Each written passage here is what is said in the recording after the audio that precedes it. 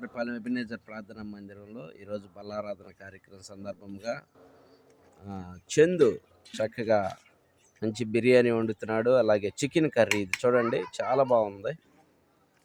Smell అదురుతుంది, ఎక్సలెంట్గా ఉంది. మీకేమో స్మెల్ అయితే రాదు కాబట్టి నేను ఆ స్మెల్ని అనుభవిస్తున్నాను.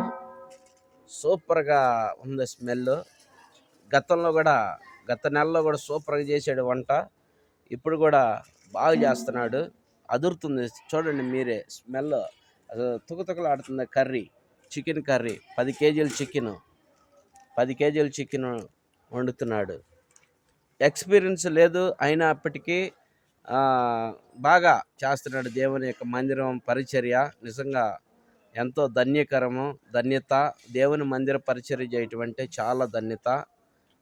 చందుని దేవుడు తన కుటుంబాన్ని దేవుడు దీవించును గాక, ఆమేన్. ఈ పరిచర్యలో పాల్గొన్న ప్రతి ఒక్కరిని కూడా దేవుడు దీవించును గాక, ఆమేన్. హల్లెలూయా. ఇదే చర్చి ఎబినేజర్ ప్రార్థనా మందిరం, తోటవారిపాలెం, ఇందిరా కాలనీ, ఫుట్లెస్. చూడు ఒకసారి, నేను కనపడుతున్నానా? వందనాలు.